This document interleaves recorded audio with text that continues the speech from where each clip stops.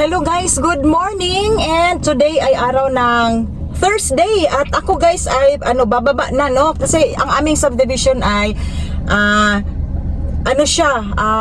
kung sa Bisaya pa bakilid. So ang tawag namin pag kami pupunta na ng meet shop ay pababa na kasi bukid ang aming subdivision guys. So yan yung nakasanayan namin mga Bisaya, pag nasa bukid, pag baba na, pababa na. So yan yung lagi naming sinasabi. So ako ay pupunta na ng meat shop kasi kami ni Mr. ay pupunta ng palengke. Mag-pick up ako guys ng skinless na pork chorizo kasi naubusan na talaga ako guys, no, kahit isang pack ay wala na sa meat shop kahapon. And then bibili kami ng palm oil, no. Tingnan natin kung magkano na ang kilo ng palm oil, no. Last kuha ako ay nasa 78.50. Tapos mga tuyo sa Uyanggurin. So Uyanggurin and palengke ang aming rota ngayon ng aking mister, no. Mabuti na lang at rest day ng aking anak, so siya muna ang magbabantay doon, no. Anyway, may may dalawang sales lady naman ako, so magsukli lang siya. So ngayon ay ako na ang magda-drive hanggang sa meat shop kasi si Mr. ay naghihintay na doon, no, dahil 11:54 na ng umaga. So marami akong dala dito guys, no. Dinala ko yung aking mga wine, yung mga Tanduay Long Neck, mga Ginebra Hari, Ginebra 750, yung aking maliit na Ginebra dahil marami pa akong stocks dyan dito sa sa aking tindahan dito. So inuunti-unti kong dinadala doon sa meat shop, no, para naman ma-sold out natin kasi wala na talagang magbabantay dito guys dahil mag-review na ang aking anak, tapos busy kami ni Mr. sa renovation, so kaming dalawa ay nakatutok talaga doon. So ngayon always close ang aking tindahan, pero meron pa akong kaunting palamig dito, may Red Horse pa. So pagkatapos ng renovation, ang mga natitirang stocks dito ay dadalhin namin doon. Okay, and thank you so much guys for watching again my YouTube channel, my everyday routine sa aking sari-sari store and maliit na meat shop. And salamat din sa aking mga bagong subscribers, no, kahit papaano ay nadagdagan ang aking subscribers. Thank you talaga.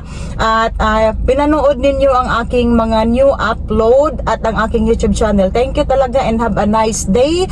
God bless us all. And sa aking mga siskasari, happy selling ngayong araw ng Tuesday at sana ay malaki ang benta natin ngayong araw na ito at sa susunod pang mga araw. Okay, God bless us all and bye-bye. So tayo ay na guys, aatras na tayo. Sana hindi maano ang aking camera. Okay.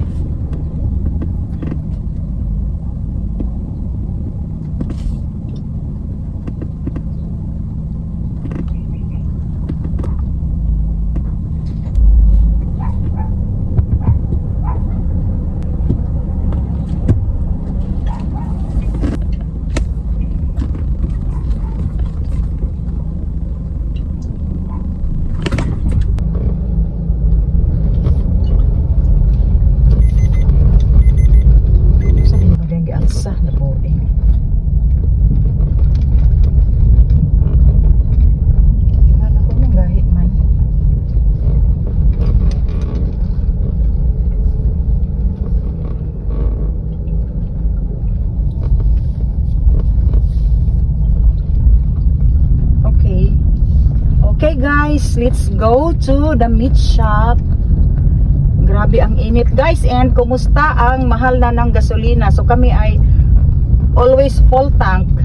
Kung meron pang paglalagyan ay mag-stock talaga kami ng gasolina.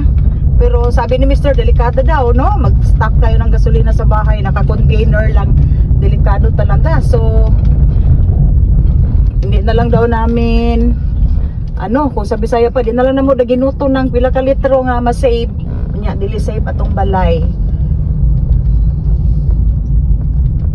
Busy na baya diha sa meat shop kay tinggawas sa estudyante.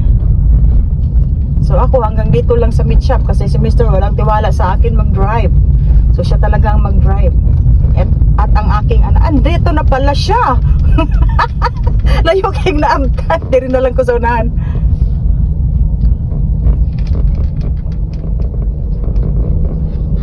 Okay.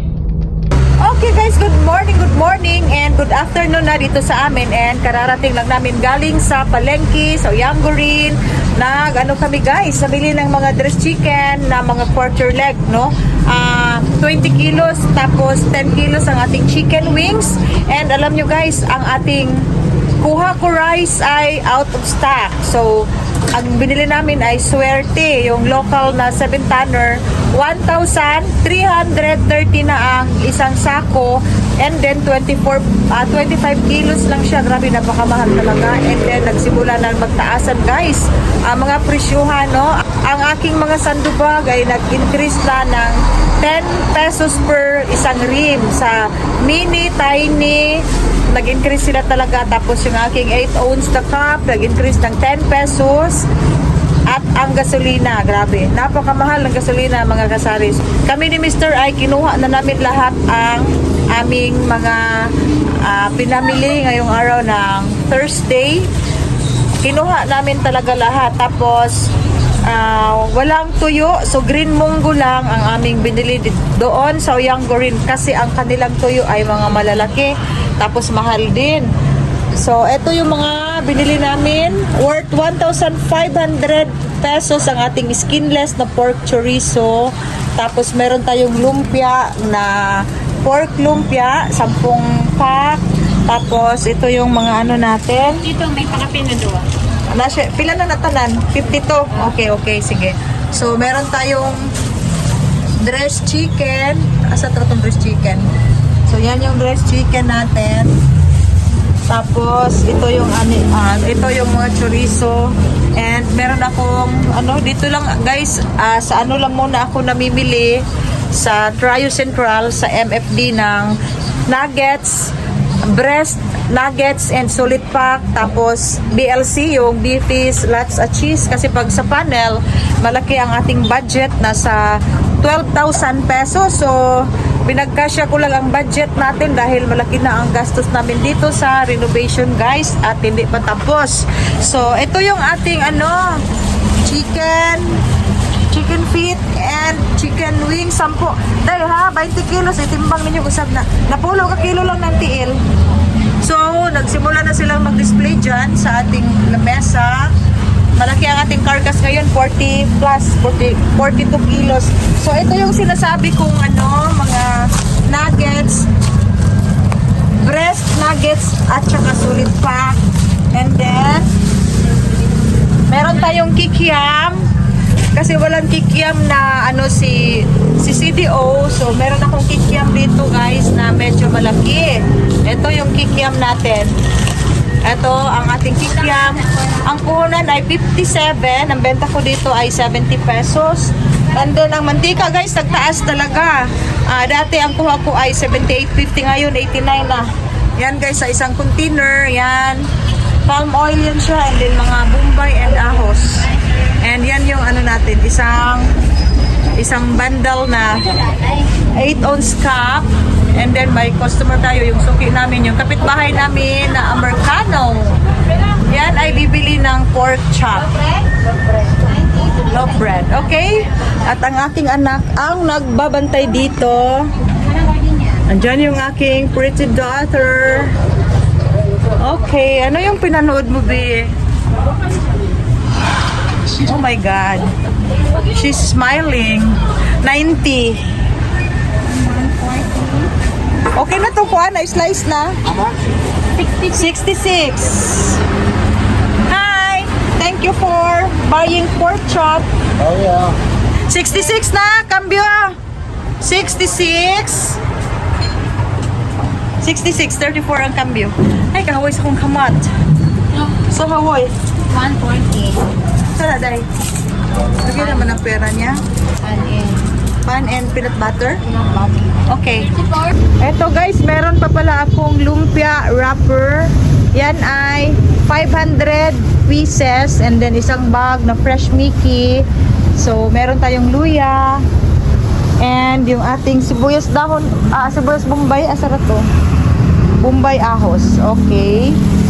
Okay guys, dumating na ang aking order sa grocery. nag-order ako guys ng maraming Mamasitas na oyster sauce na small kasi out of stock yan siya sa Lots for Less. So ito yung ating order worth 5,033. Tapos 2,004 ang aking COD, and then yung 2,629 yan yung ating ilista. So ito yung dalawang carton. Meron pa pala akong Poji bar. Where's the Day, nagdagdag talaga ako ng 50 packs na brown sugar. Yan guys, no, last week nag-order ako ng 50. Ngayon meron naman akong 50 packs na 1/4 na na brown sugar. Tapos mo na siya dai akong gi-order na mahal sa sa Lots. Tanawan gagmay. So meron tayong dito, Alaska evaporada na big 14 lang kabuok.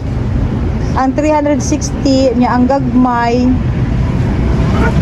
Napoy gagmay wala. Alaska evaporada small, okay, 1955.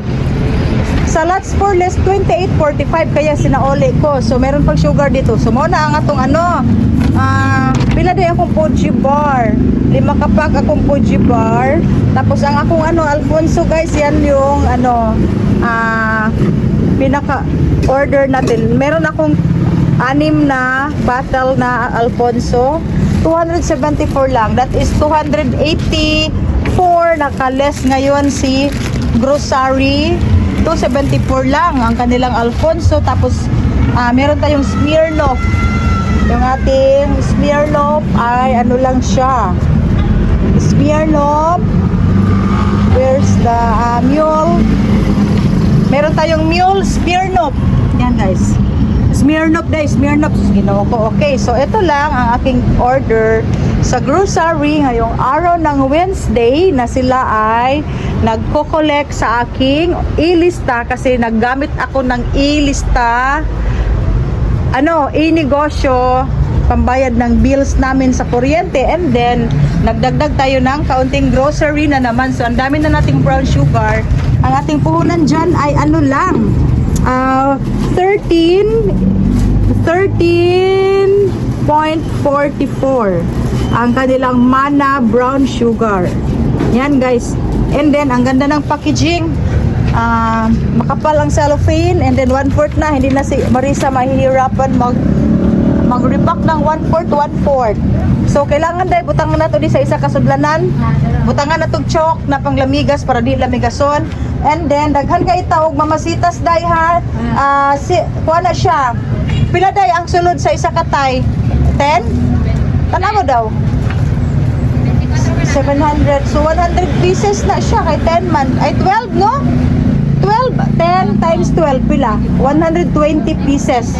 120 pieces din pati naghana tanawa i-check ninyo wala ba buslot ha? I-check ninyo. Daghan kay tagkuan ba ibitay na diha dai para puno kay tanawon din na sa taas. Sige, bitay ninyo na. So dito guys, kulang na ang hindi ako nag-order ng super cute na bihon pati dito kasi may renovation pa, and then pag magpintura kami, ang dami naming ililigpit, ilagay sa karton. So hindi mo na ako nagpa-deliver ng ng pansit canton pero wala ng stocks. Ang malaki 4 na lang siya. So tingnan lang natin kasi pangit pag walang stocks. Okay. Okay guys, ang ating Graham ay kukunin natin ang isang box. Yan guys, no, meron tayong overstock dyan kasi napakarami nito. So, i-refill natin dito sa aking display, sa aking mga Graham. Kasi ang aking crust Graham guys, ay yan na lang, isa na lang ang natitira dito sa aking display. So, magkuha tayo dyan. Very safe yan siya kasi naka-box, no? Hindi mapasukan ng ipis, hindi pwede kagatin ng mga daga. Yan. So, i-display namin yan dito para magandang tingnan ang display na marami siya. Very attractive talaga. So yan yung isa sa sekreto para ma-attract si customer sa ating display. So dai matras ko dai. So para ma-attract si customer, kailangan maraming stocks ang ating i-display. Pag marami ang stocks mo, i-display mo lahat. Huwag mong itatago. So eto kukunin na namin lahat na.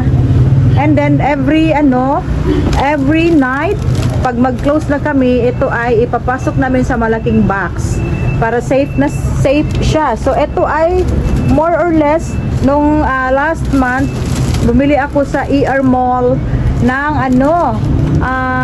50 almost 60 packs yung ating crackers, and then 15 packs ang ating raspberry ham. So yan, nag-refill na tayo. Pag mga makalahati na yan ay mamimili na naman tayo, no? Kasi January 2027 pa ang kanyang expiration. So kailangan mag-stocks. Pag merong stocks sa mall, bili ka agad. Kasi pag December na ay mag-aagawan na, wala nang stocks. Napadire. Okay, at kami ay nag-display na dito sa lamesa. Yan guys. Andun yung loaf bread natin. So ito yung ating karne ngayon. Wala tayong bagong karkas kasi marami ang natitira kahapon. So yan guys, tingnan nyo, very fresh pa siyang tingnan kahit ano na siya, frozen siya. Hindi siya bagong katay kasi kahapon yan dineliver, pero very fresh pa rin yan. So nasa lang talaga sa mabuting pag-aalaga, proper handling sa mga frozen na mga paninda, no? Kagaya ng ating pork belly. Ang ganda-ganda niyang tingnan at very pula pa siya, no? Pula-pula pa siyang tingnan. Parang bagong katay lang. Okay, at ang ating mga frozen hotdog, yan, nag-ice-ice pa siya. Bagong labas galing sa aming freezer. Ang ating boneless bangos, meron akong order na 100 pieces, hindi pa dumating si Archie, yung ating supplier from Palengke. So hinihintay ko pa. So ito yung natin ngayon, mga display. As usual, ang ating mga dressed chicken. Yan guys. At may nagtatanong sa akin paano daw i-display ang karning baboy na hindi siya mangangamoy. So gagawa natin na yan ng vlog mamaya, no? Pag si Mr. I gigising na. Kasi siya na naman siya ang natutulog ngayon, mamaya ako na naman. So kami ay nagpapalitan talaga para makapag-relax din. Natutulog din kami dito dahil 10 ng gabi pa kami, alas 10 pa ng gabi kami makaka-uwi sa bahay namin. So very long hours ang aming store hours dito is mahaba talaga. Tapos tama na day, ganun na lang. Tapos guys, ang mahal ng bigas. So ito hindi na namin ibebenta para meron kaming lulutuin, hindi kami bibili. So ito na yung ating fresh gray ham. Meron pa doon. Yan yung mga cracker. Cracker and crushed gray ham ay parehong mabenta at very saleable. So ang puhunan natin dito is 40 to 80. Ang benta ko ay 53. Ito medyo mahal, 56. Plus ang crushed gray ham, so 46. So 58 ang presyo ko sa ating gray ham. And then tomorrow meron akong order na mga lulits na sukang sinamak. Ang atong na-display na atong mga Alfonso. Okay, narang mga Alfonso na to, no? Barato ang kuha na ko ani. 277 lang. Ang regular price kay 284. So dako ang na-discount na ako ani sa grocery hanggang diyan. Okay, ito lang ang wine natin na mabenta dito. Tapos kani isa pa lang ang nakauna ko sa kagwang aning kamahal. Mabiktima ginis consumer ba, di gid mahalin. Di gid kabalik ang kapital na kuana, ang dried mango kay abi nako ni og lang ni. Akala ko asa ni ba ibutang? O sige, isaka mo. Saka mo, okay. Sige, saka mo say. Say pagbaba sa say, pila na lang ng na to absolute. Isa ra na? Ayaw na lang, ugma na lang magbaba ako. Okay guys, kami ay magliligpit na at mag-close na kami dahil 9:45 PM. So before kami nag-close ay nag-a-arrange muna ako dito sa aking malaking chiller. So yan, marami tayong Yakult and Canada Dry. So yan yung galing ng SNR, pero yan siya, konsumo yan ni Mr. Dito niya pinalamig sa tindahan namin kasi pag sa bahay yan ay madaling mauubos, no? Ubusin talaga yan ng aking mga anak. So ang gandang tingnan, no, na-arrange natin yung ating malaking chiller. Marami tayong palamig, mga Coke, mga Zesto, Ang Dutch Mill natin ay kaunti na lang. Tapos dito, wala na tayong Cobra. Pero yung Cobra na stocks ko sa bahay ay dadalhin ko yun dito dahil hindi na ako nagtitinda doon. Okay, dyan sa baba yung ating mineral water. And naubusan na ako ng dairy cream at saka buttercup. And then sa pinakababa yung mga malalaking 1.750 ml na mga Coke, no? Naka-promo ang Coke na 1.5 ngayon, may plus 250 ml. And then the same price pa rin. So ito guys ay dagdag paninda sa ating sari-sari store. So kung kayo ay may sari-sari store, kailangan talaga meron kayong palamig. So mag-invest na kayo ng chiller kasi yung chiller ay maganda talagang displayhan ng mga palamig kasi makikita siya, no? Hindi kagaya sa ref na hindi mo makikita ang mga palamig sa loob.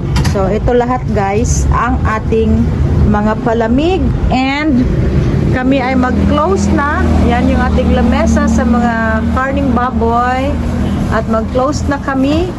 Ito ang ang trabaho namin. Pag mag-close na kami, ang daming ililigpit namin. So, trabahoso talaga ang meat shop, pero malaki ang income. Okay. So, eto, ilalagay pa namin yan sa malaking box. At marami tayong naibentang Graham ngayon. Tapos guys, pag may customer na bumili ng Graham, ay bumili din yan ng condensed. So, kanina, meron tayong naibenta. Pila to ka Graham, Day? Kadang cracker, wala siya crush, tapos condense. Pila ka bok? Okay, so yan yung sinasabi ko guys, na pag bumili ng isang item, madagdagan pa yan siya kasi bibili siya ng Graham, hindi masarap pag walang condense, walang all-purpose cream, so ganyan. So lahat na. So maganda talaga na yung mga saleable ay meron kang stocks. Okay.